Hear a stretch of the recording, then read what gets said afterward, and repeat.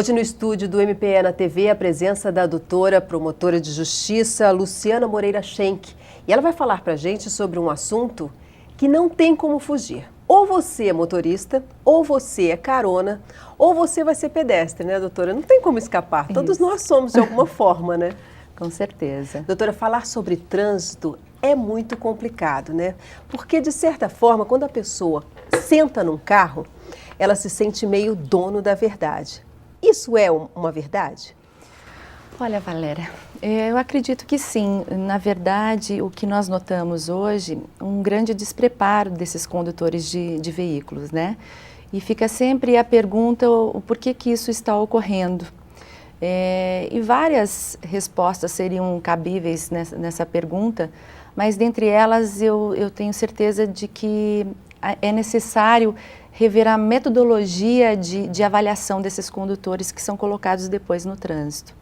Então, eu acho que realmente é necessário que seja revista essa avaliação, porque eu quero crer que as autoescolas hoje preparam o aluno para o exame e não para o dia a dia. Para o mecânico, né, que é o dirigir mesmo, né? Certo. Mas eu acho que o psicológico precisa ser revisto, né, doutor? O nível de estresse de cada funciona diferente para cada um, né? Até porque o sistema viário de Campo Grande e do Brasil todo, ele está deficitário, né?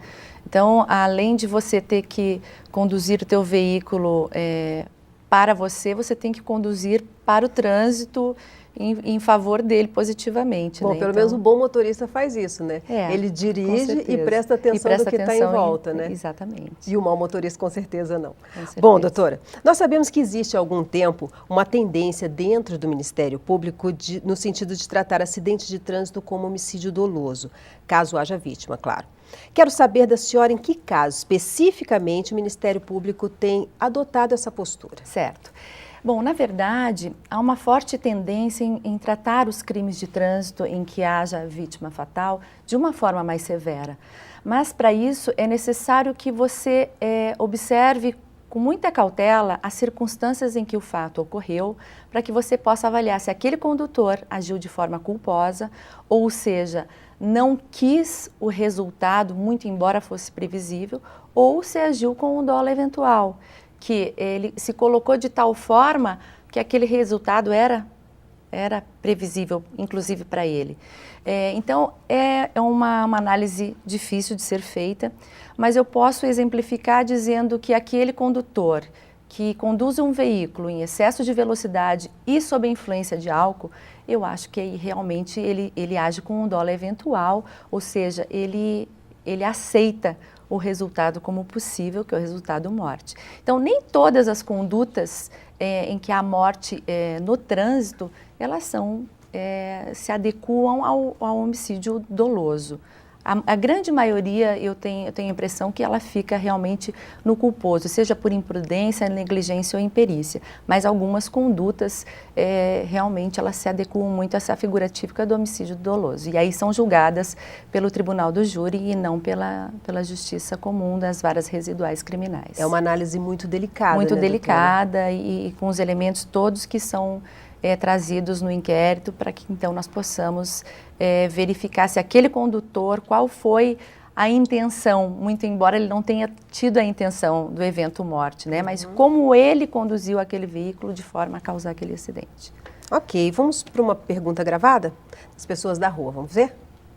Eu queria saber que se eu me envolver num acidente de trânsito, caso eu queira denunciar ao MP, eu preciso fazer o boletim de ocorrência? Sim, sempre que houver um acidente com vítima, seja fatal ou não, é necessário que se faça um boletim de ocorrência a fim de verificar se houve crime ou não, né? Se não houver vítimas e apenas danos, avarias nos veículos, aí então as pessoas podem conversar e ajustar, até o próprio juizado de trânsito, né? Pode ir até o local e então eles comporem a reparação desses danos. Então, na verdade, só há a obrigatoriedade quando há vítimas, sejam elas fatais ou não.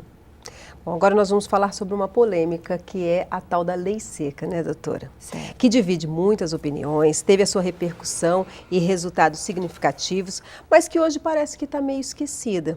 A senhora não acha que seria o caso de recomendar aos setores competentes intensificar os trabalhos aí diante da lei seca? Bom, o advento do Código de Trânsito, ele veio exatamente para tratar com mais rigor esses crimes. E o crime a qual você se refere, que seria a conduzir o veículo sob a influência de álcool, ele sequer exige que o condutor esteja gerando perigo de dano. O simples fato dele estar conduzindo o veículo sob a influência de álcool, mesmo que de forma correta, ele já está cometendo uma infração. Eu tenho certeza que a fiscalização minimizaria ainda mais os acidentes de trânsito, muito embora não sejam os únicos problemas. Um dos problemas graves, um dos problemas que causam acidentes graves é a ingestão de bebida alcoólica, mas o excesso de velocidade também, a imprudência também. Então, o trânsito realmente ele precisa de uma fiscalização bastante severa. Neste período de Natal, já há algumas operações intensificando, mas isso acaba sendo em períodos específicos em que aumenta o fluxo de veículos, né? Então, isso deveria ocorrer durante o ano inteiro. E a legislação brasileira, ela tem contrassenso, porque ao mesmo tempo que ela agrava as sanções para os crimes de trânsito, ela permite que sejam vendidas bebida alcoólica nos postos de gasolina e nas rodovias. Então, era sobre isso que eu ia falar, porque quando surgiu a lei seca, que teve aquele boom, o Brasil inteiro comentava sobre a lei seca, surgiram leis também sobre as rodovias estaduais que não tivessem mais bebida, ou mesmo as federais, parassem de vender, mas depois nunca mais se falou sobre esse assunto. Inclusive as conveniências mais movimentadas da nossa capital, elas ficam sempre em postos de combustível, né? Que é onde as pessoas se reúnem para beber, bater papo, ouvir música, né? Então, realmente é um problema que depende dessa fiscalização dos órgãos de trânsito, com certeza, né? Bom, a gente volta a falar sobre lei seca. Daqui a pouquinho a gente vai fazer uma pausa rápida. Voltamos depois dos comerciais. Até lá.